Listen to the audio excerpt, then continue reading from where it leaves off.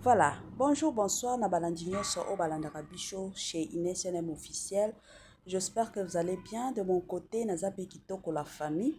Kande Boyebi, en tout cas, le lotoye awa na masolo ya bela. Nabandi biso nyonso toyebi belvi kandi ebela bato basepelaka na bela. Kande tobengaka ebela bela bela. Ebela bato balingaka penza la maman de la famille Libota. La maman des famillois et familloises. Ye moko kaka nde akandi masolo. Ye moko kaka nde boyebi bandeko nanga kokoma moko ya musuni. Il faut tolobaka ngo eza bongo. Lelo toyeba bandeko nanga po dossier si ebimi. Makambo si ebimi pona belvi kandi. Na yebisaka bino toujours que soki dossier ezali en tout cas eza musala na biso ya koyaka epa ya belvi pona koyaka beta lisolo. Soki matière ezate de mon côté na préféré na ngana vanda kimia. Na préféré kape ko vanda kimia. Parce que balobaka toujours le calme bon. Je m'excuse eza bongo. Lelo na ye parce que dossier ezali, situation ezali, circonstance pe ezali. Yango esali ke mama Inès NM officiel lelo aya. Na ye pona dossier ya belvi po ezana ba makambo oyo euti kobima. Soki makambo euti kobima, je suis sûr et certain que famille Libota baozala toujours na posa bayoka nini lisusu pona mama na bango. Eloba tande ko mosusu loba mama Inès yo loba nanu. Biso tolingaka tango betaka lisolo pona belvi yango biso to sepelaka. Famille Libota va maintenant na kota na dossier wana. Est-ce que bo tala film sika? Bo tala pinza film. Bo sala ba partage. Bozo komantaka kuna. Ceux qui bozo salango en tout cas gloire au Seigneur, mais ceux qui n'ont sali yango te kende otala film nyonso ko banda na premier épisode tina épisode otoza nango 5e épisode kende ko landa tout ponga na koyela bino analyse sur film wana. La famille to mekana ko solo la makambo ya belvi awa moto ezopelaka kaka pona belvi belvi aza ya nzambe na lobaka ngo lisusu. Omoni mutu oyo azalaka na étoile azalaka toujours na bitumba. Belvi ba étoile oyo aza nango et surtout que nzamba atia ye na nzela pona osungaka bato mosusu. Yango esali que bitumba na kote ya belvi eza makasi. Malgré bitumba oyo ezokota nzambe ya lola akolongisa ye po belvi aza na motema pembe. Nakoki koloba te que non elle est parfaite. Elle est parfaite te. Azana ba erreur na ye mais aza quand même parmi bato o baza bien. Moto abolamu. Moto asalelaka bato biloko bien. Ya sika eye ya kitoko eye batoto ya Katanga batoto ya Lubumbashi. Gersh biashara aye na makambo ya sika makambo ya moto makambo ya kilikili kande to betaka lisolo awa mituka nde mituka ozana posa osomba mutuka kande boyebi benga Gersh biashara bisika mituka ya kalite ya kitoko ba mituka oyo ezotambola na kitoko nyonso ezali kande na yebisaka bino toujours et encore ebele ya batu batekaka mituka ebele ya batu batekaka kalite te mais muke kaka ne batekaka kalite chez Gershom biashara c'est la qualité kande boyebi bandeko nanga ba mituka ya sika ba mituka ya kitoko ba mituka oyo ezotambola na kitoko nyonso soki omati na mutuka oyo yo moko osepeli soki omati na mutuka oyo yo moko oyoki yoka gu tala soin tala sebene mituka kitoko o wapi numéro na biso yango wana ozana besoin ya mutuka ozana besoin osomba camion na yo osomba taxi na yo osomba Dubai na yo osomba rosa ba qualité do ba sorte nyonso ya mituka eza nango kaka na Gersh biashara kuna qualité kuna biloko ya kitoko kuna biloko ya mafuta kande bomona awa Gersh biashara Tokos Gersh biashara c'est la qualité Gersh biashara bisika masolo ya kitoko. Voilà awa eza business ya mituka ozana besoin kosomba mutuka na Lubumbashi benga numéro o bomoni ou bien oza na problème ya feti mariage na yo olingi okende kodote anniversaire défense baye kokole au grade oza na besoin ya mituka kolue en tout cas bengaka Gersh Biashara kuna basolution ya kitoko ezali na ndenge pe na système moko ya bien. Voilà la famille natiela bino nanu audio tolanda yango na bokebi ngai ya bino mama Ines NM officiel na ozonga mwa nsima mpona komeka kosala mwa analyse. S'il vous plaît botiela nga ba j'aime partager vidéo oyo ekomela bato nyonso oyo balingaka belle vie. Partagez partager sango partager penza et osalanga malamu. Voilà tolanda nanu la famille et on se retrouve juste après. Eza na bato mosusu pe boya bokuta na Bélard lelo ba lisute na Bélard te pour ne pas dire ba lisute lokwa bakufi non. Pour le moment ba na Bélard te. Bato na bato balara mutu sora zo diriger, on dit qui aime bien châtie bien. Vous comprenez? Qui aime bien châtie bien. Mutu na mutu arana ndenge na ye oyo a transmetaka bato savoir. Et ana mutu mususu soko transmettre au savoir a osimbelo fimbu. Mutu mususu soko transmettre au savoir a rokeno na ndenge a douceur. Mutu na mutu azana ndenge na ye o a transmettre a savoir. C'est que moi je vous demande bandeko na biso oyo bozana Bélard actuellement.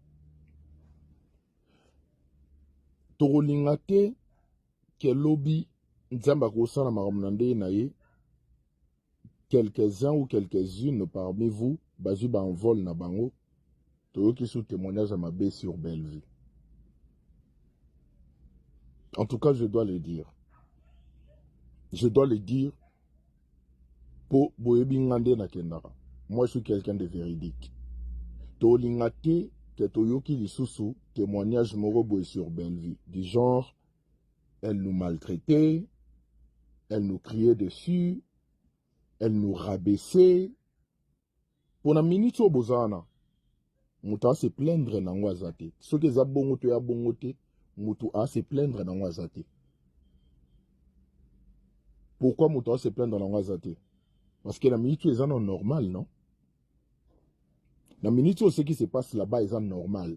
La minute est absurdité. Parce que à un certain moment, je ne sais pas comment tu alara. Bamara musu ce qui est que tu as accepté yango. Ataso prom mais tu continues à accepter yango. Likambu babo yara yango. Déjà ataso kindeni donc mutu na mutu ana ndenge na ye o ya fonctionnera. On t'achètera que par les prix que tu te vends. Quand tu te donnes de la valeur, on te donnera aussi de la valeur. Bandeko oyo boza encadré par Bélard. S'il vous plaît. Eza a Bellevue à Gangela Abino. Eza a Bellevue à comment dirais-je, à Humilia Rabino. Eza a Bellevue à Salarani Limoboy. Ka ndenge boza wana na Bélard, so bomoni ke bolobela yango, bolobela yango. En tout cas, na olingaku teto ke gauche droite, eza pique pour na mutute ya. C'est un conseil. C'est un conseil. Eza pique pour na mutute parce que vous aimez trop mélanger les choses. Na na problème na votre théâtre, te dans na piquer bangote. C'est un conseil parce que dans la vie, on doit savoir comment dirais-je? Babiloro ya malamu ya bandeko, il faut to adopter. Babiloro pe ya mabe ya bandeko, il faut to éviter. Donc ce qui veut dire, n'a répété l'issoussou. Bellevue est en train d'encadrer et de préparer une nouvelle et une future génération. Ce qui veut dire que qui aime bien châtie bien.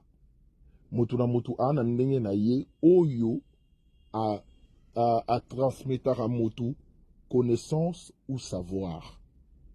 Parce que nul n'est parfait. Neti ngai boye na lara, ce qui est que na expliquer mutu likambo na s'emporta facilement.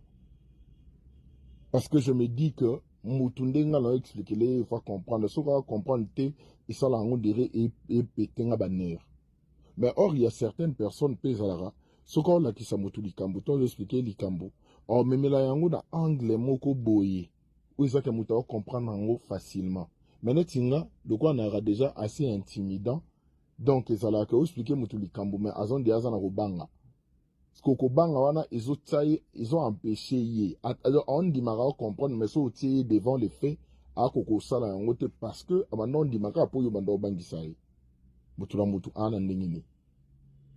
Alors Trollingate, lobby, tant que ça que Nzamba sali grâce, succès, combo, imposer, marque nabino, peu importe la relation au bozan, on a Bellevue, et comme que Bellevue me maltraitait, Bellevue me faisait ceci, Bellevue me faisait cela.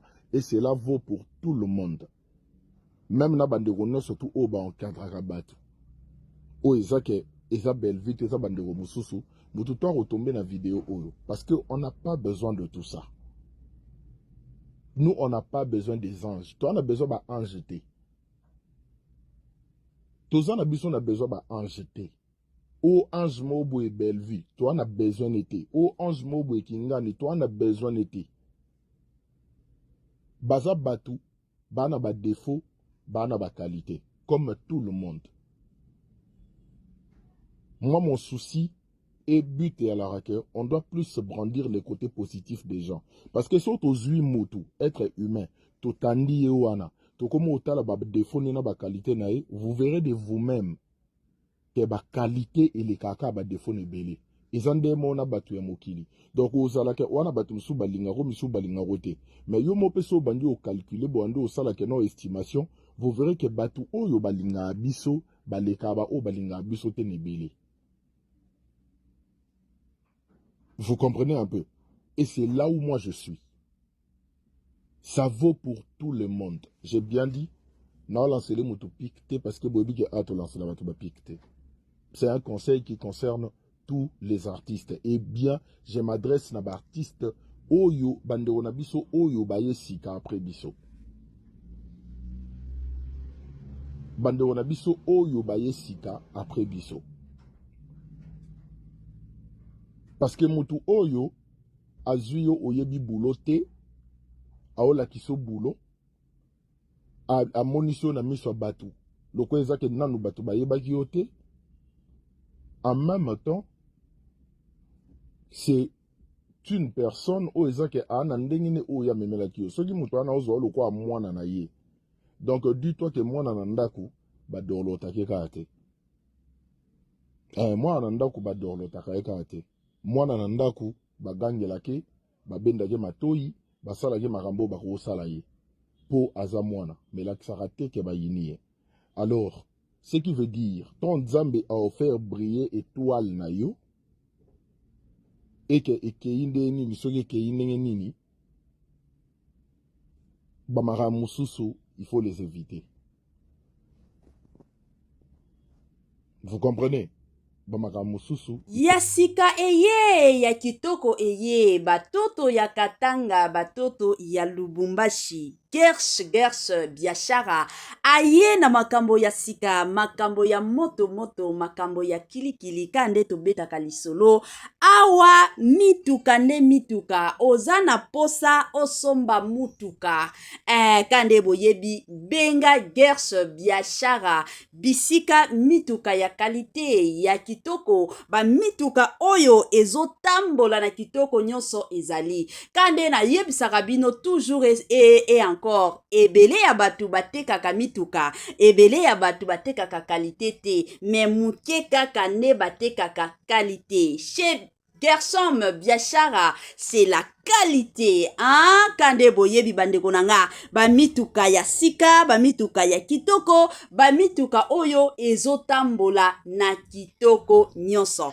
soki omati na mutuka oyo yo moko osepeli soki omati na mutuka oyo yo moko oyoki yoka gu tala soin tala sebene mituka kitoko o wapi numéro na biso yango wana ozana besoin ya mutuka ozana besoin osomba camion na yo, osomba taxi na yo, osomba Dubai na yo, osomba rosa ba qualité donc ba sorte nyonso ya mituka eza nango kaka na Gersh Biashara. Kuna qualité, kuna biloko ya kitoko, kuna biloko ya mafuta kande bomona awa Gersh Biashara. Tokos Gersh Biashara, c'est la qualité. Gersh Biashara, bisika masolo ya kitoko. Voilà, de retour na bandi ebela batu biso nyonso touti kolanda, ebela batu biso nyonso touti koyoka awa ndeko na biso moko ya ba comédien Sherika kande boyebi ye, toyebi biso nyonso Sherika abandai ko jouer bongo epa ya Belleville. Ko jouer kula oya bando ko jouer et puis moi mbutu yeki kokota na mutu na ye akendaki epa ya Sila tango ye kokende kuna en tout cas akokaki na ye te koka oya kokaki te nde lelo oya azalaka toujours na posa aya kozonga na Belar azalaka toujours na posa azongela musala na ye na Belar mais ka ndenge balobaka toujours soki okei remplaçant na yo akozanga te ba remplaçant bazalaka toujours na bandi ebela batu biso nyonso toti komona ta décor epa ya Belleville azalaki na mwa barole ebele presque dans chaque film abande ko jouer mais lelo oyo ndeko na biso oya mobali ya famille Bota za nani na bosani ye kombo oya komi ko jouer neti décor akoti penza na mozindo ya décor donc mutu nyonso aza remplaçable. Alors côté ya Sherika pe kande bomoni bana na biso ya sika ya famille Bota oyo Belleville azoye kolisa musala ka ndenge bazo s'incarner bango wana lelo bakomi ko jouer kitoko. Alors Sherika ayaki kopesa message ayaki pe ko senga na bandeko nyonso oyo Belleville kandi azolakisa misala alobi c'est vrai bien sûr boza na besoin de kende pour que bokende ko s'épanouir mais bokende na nzela ya bien bokende te que non parce que naza na besoin ko s'épanouir il faut na bimaka ingrat omoni ata bisiko kokende nzamba ko pambola yo te ezalaka bongo il faut kozalaka toujours reconnaissant soki mutu asaleli yo makambo moko ya malamu zala reconnaissant zala reconnaissante ozala te que non parce que na fongoli entreprise nanga mama Etoiline mama Ines kutu asunganga na nini ataka conseil ya pamba soki kana komi kolela epai ya nzambe ke nzambe tala mutu oyo nga kutu mutu nasalela ye boye bolamu yango okotikala komona yango te eza bongo soki lelo ba Belleville oyo na basila bakomi kosala succès bauta epai ya papa na biso c'est papa Elombe epai ya papa Elombe balongwa kuna kutu te ke non bazoswana bazobunda na papa Elombe te papa amonaki ka tango na bango ekoti bana bakomi kosala musala bana baye koyebisa papa ke tokozala lisusu na tante ya kobandaka koyaka kosala ba répétition vike biso pe tokomi kokoma tokomi pe kosala ba film na biso papa apambola bango wana lelo ba Belleville bakomi na bénédiction ya makasi. Pourquoi? Parce que alongwa na ndako ya papa Elombe alongwa kuna na koswana te na kobunda te na kobobana te pe na sungi te mais alongwa na nzela na ye ya bien. La plupart ya batu baye balakisi bino misala et après lobi to lobi kuna bokomi sikoyo kosala Belleville akoma muto kosalela nango rando